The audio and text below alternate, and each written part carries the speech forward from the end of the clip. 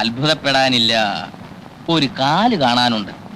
പെട്ടെന്ന് ഉരുണ്ടുകൂടിയ കാർമേഘങ്ങൾ സൂര്യനെ മറയ്ക്കും പോലെ കർമ്മദോഷത്തിന്റെ ഫലമായിട്ട് വിഘ്നങ്ങൾ ഉണ്ടായേ തീരൂ.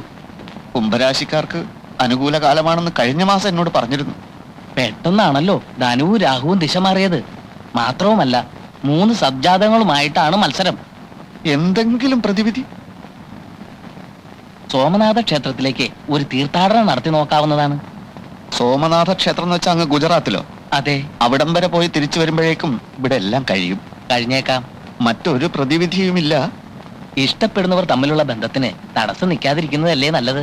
എനിക്കാണ് ഇഷ്ടം, അവനാണ് തടസ്സം നിൽക്കുന്നത്. എല്ലാ കാര്യവും ഇന്ന് വരെ ഇവിടെ ചോദിച്ചിട്ടേ ഞാൻ ചെയ്തിട്ടുള്ളൂ. ഒരു ആപൽഘട്ടം വന്നപ്പോ എന്നെ ഇങ്ങനെ കൈയൊഴിയുമെന്ന് ഞാൻ വിചാരിച്ചില്ല. അല്ല, നമുക്ക് എന്നെ പറ്റിക്കായിരുന്നു. അതെ, എന്തിനും പരിഹാരം ഉണ്ടാക്കാം. ഒന്നും പറയണ്ട. ജപ്പാനിൽ നിന്ന് കൊണ്ടുവന്ന പാൽനുര പാൽക്കുഴമ്പ് എന്നിവ ഉള്ളങ്കയിലിട്ട് ചലച്ചുണ്ടാക്കിയ ഈ മരുന്ന് നിങ്ങളെ ചൂട്ടുവരെ കൊണ്ട് തോണ്ടിയെടുത്ത് അണ്ണാക്കിട്ട് ഒരു 3 കറക്ക് ടപ്ലിയു ടപ്ലിയു ടപ്ലിയു എന്ന സ്വരം കേട്ടാൽ സംശയിക്കേണ്ട സുഹൃത്തെ നിങ്ങളുടെ രോഗം നിശ്ചയിച്ചം മാറി. നോക്കണം സാർ, ഇതുപോലെ എന്റെ കയ്യിലിരിക്കുന്ന കട്ടുമ്പനെ ആനയാക്കാമാനെ പൂനയാക്കാം പൂനെ ചേനയാക്കാം. ഇത് മായമല്ല, ജാലമല്ല, മരുന്നിന്റെ മാറ്റൊരു ശക്തി മാത്രമാണ്. ആലപ്പിയടി മാലി കൊണ്ടോട്ടിക്കൊല്ലേണ്ട വിദേശരാജ്യങ്ങൾ ചുറ്റിച്ചടിച്ചാൻ ഇവിടെ വന്നിരിക്കുകയാണ്. ഞാനെന്ന് പറയുമ്പോൾ കല്യാണം പൊളിയാണ് ചതിയാന്ന് അറിയില്ല സുഹൃത്തേക്കില്ല. പാറയിൽ മുള്ളിയാൽ തെറിക്കുക, വെള്ളത്തിൽ മുള്ളിയാൽ നുരവങ്ങുക, ചില മൂത്രം.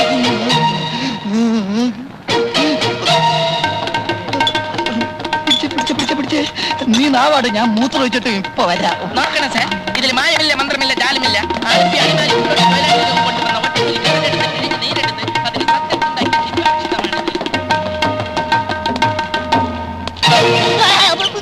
എനിക്കിനി ഒന്നും നോക്കാനില്ല. നിന്നെയും കൊല്ലും, അവനെയും കൊല്ലും. നീ കൊണ്ടുവന്ന ഡോക്ടർ എന്റെ ജീവിതം തൊലച്ചടാ, അറിയാവോ? എന്നെ ഒന്നും ചെയ്യരുത്. അവനൊരു വ്യാജ ഡോക്ടറാണെന്ന് അന്ന് എനിക്കറിയില്ലായിരുന്നു. എന്ത്? അറിഞ്ഞപ്പോ അവനോട് ഞാൻ പലവട്ടം പറഞ്ഞതാ, അറിയാത്ത പണി ചെയ്ത് മനുഷ്യനെ കൊല്ലരുതെന്ന്. കേട്ടില്ല.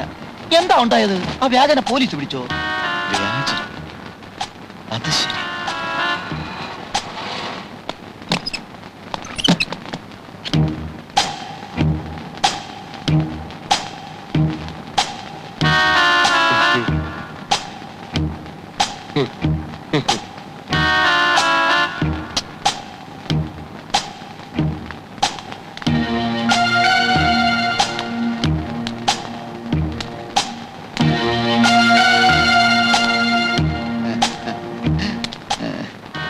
ഇന്നത്തെ ചികിത്സയൊക്കെ കഴിഞ്ഞോ ഡോക്ടർ? പിന്നെ എന്തൊക്കെയുണ്ട് വിശേഷങ്ങൾ? സുഖാണോ? ഇവിടെ അസൗകര്യങ്ങൾ വല്ലതുണ്ടോ? ഉണ്ടെങ്കിൽ പറയാൻ മടിക്കരുത് കേട്ടോ. ഡോക്ടർ എന്താ ഒന്നും മിണ്ടാത്തത്? ഓ, മനസ്സിലായി മനസ്സിലായി. നന്ദിനിയും ഡോക്ടറുമായുള്ള വിവാഹത്തിന് ഞാൻ തടസ്സമാകുമോ എന്നുള്ള സംശയം അല്ലേ? ഇനി ആ സംശയം വേണ്ട. നന്ദിനിയെ ഡോക്ടർ തന്നെ വിവാഹം കഴിക്കണം. പിന്നീടാ ഞാൻ ആലോചിച്ചത്, ഞങ്ങൾ തമ്മിൽ ഒരു ചേർച്ചയില്ല. ലണ്ടനിൽ പഠിച്ച വനിതാ ഡോക്ടറും മണിപ്പാലിൽ പഠിച്ച പുരുഷ ഡോക്ടറും. നിങ്ങൾ തമ്മിൽ ഭയങ്കര ചേർച്ചയാ. ഈ കല്യാണം നമുക്ക് എവിടെ വെച്ച് നടത്താൻ? ക്ഷേത്രം മതിയോ അതോ കല്യാണ മണ്ഡപം വേണോ? കല്യാണത്തിന്റെ അന്ന് ഈ നാടൊന്ന് ഇളകി മറിയണം. അത് ഞാൻ ഇളക്കി തരാം. ഡോക്ടർ വിഷമിക്കേണ്ടി വരില്ല. പിന്നെ ചില അവകാശങ്ങളൊക്കെ ഞാൻ എടുക്കും. ഉദാഹരണത്തിന് കല്യാണത്തിന്റെ അന്ന് ഡോക്ടറെ കൊടുക്കാനുള്ള വസ്ത്രങ്ങളൊക്കെ ഞാൻ വാങ്ങും. ഡോക്ടർ എന്ത് പറയുന്നു?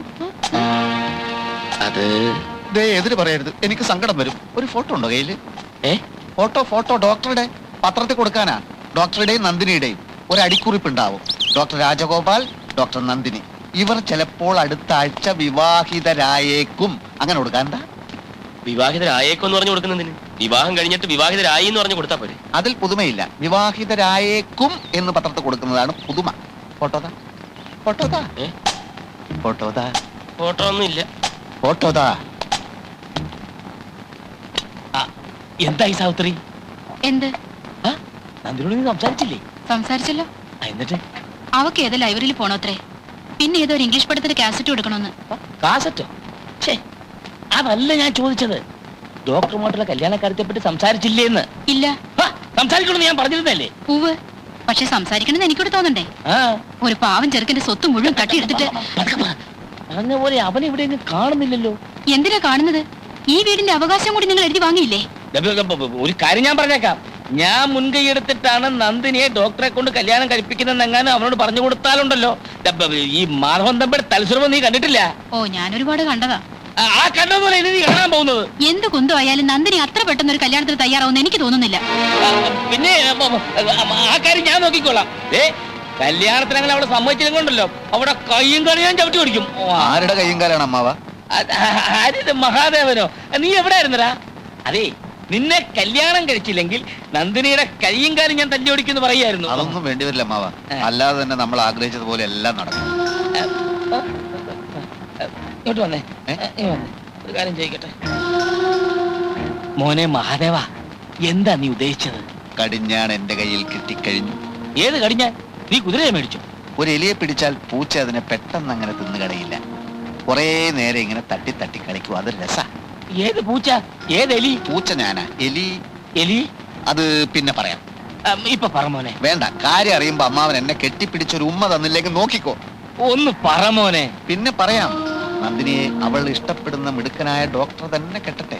എവിടം വരെയായി അമ്മാവ കാര്യങ്ങൾ? ഇന്ന് കാലത്ത് അവള് പറയാ അവ ഉടനെ ഡോക്ടറെ കല്യാണം കഴിക്കണമെന്ന്. സ്ത്രീധനത്തുക നാളെ തന്നെ ഡോക്ടർക്ക് കൊടുക്കണമെന്നും അവന്റെ വീട്ടിൽ അറ്റകുറ്റപ്പണി ചെയ്യാൻ. ഞാൻ എന്ത് ചെയ്യണമെന്ന് പറ കുഞ്ഞെ. ഡോക്ടർ അറ്റകുറ്റപ്പണിയൊക്കെ തുടങ്ങിയോ? അതെന്നെ. ഞാൻ നിന്നെ കുറ്റപ്പെടുത്തുന്നേ എന്റെ വിധിയാണ്. രക്ഷപ്പെടാനുള്ള അവസാന സന്ദർഭവും നഷ്ടമായി. 2 ദിവസത്തിനകം നല്ലൊരു തുക കൈ വന്നേനെ. എല്ലാം തൊലഞ്ഞു. ഈ മഹാദേവന്റെ ഉദ്ദേശം എന്താണെന്ന് എനിക്ക് മനസ്സിലാവാത്തത്. നിന്നെ നേരി കണ്ടിട്ടും ഒരു വ്യാജനാണെന്ന ഭാവം പോലും നടിക്കാത്തത്. ഏതോ വാഹനം വന്നിട്ടുണ്ട്. ഏയ്, നിന്റെ ഉള്ളിലുള്ള ഭയം കൊണ്ട് തോന്നിയതാ. അല്ലോ പോലീസ്! എങ്ങോട്ടാ പെട്ടിയൊക്കെ ആയിട്ട് വ്യാജ ഡോക്ടർ? ഒളിച്ചോടാനുള്ള പദ്ധതിയാണല്ലേ? വ്യാജ ഡോക്ടറുടെ കൂടെ വ്യാജ ദല്ലാളും ഉണ്ടല്ലോ. അതും സൗകര്യമായി. ഇവനെ തെരഞ്ഞ് നമ്മൾ ഇനിയും കറങ്ങാതെ കഴിഞ്ഞല്ലോ. രണ്ടുപേരും പോന്നോളൂ. വാടങ്ങോട്ട് എത്തിയോ? നടക്കല്ലേ? നടക്കുന്ന ആളോട് നടക്കടാ നടക്കടാ. ഇത് ഏത് സ്ഥലം? ഇതാണ് നിന്റെ തന്തയുടെ തറവാട്. ഞാൻ വ്യാജനല്ലെന്ന് പറഞ്ഞില്ലല്ലോ.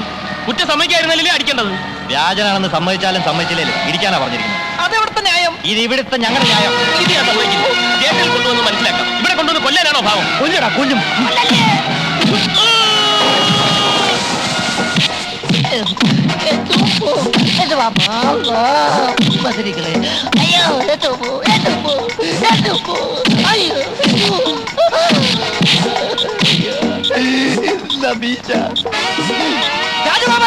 ഇവന്റെ മീശ കപ്പ് വീശയാണ്. മീശയില്ലാത്ത പോലീസുകാർ മീശ വെക്കണമെന്നാ സർക്കാർ ഉത്തരവ്.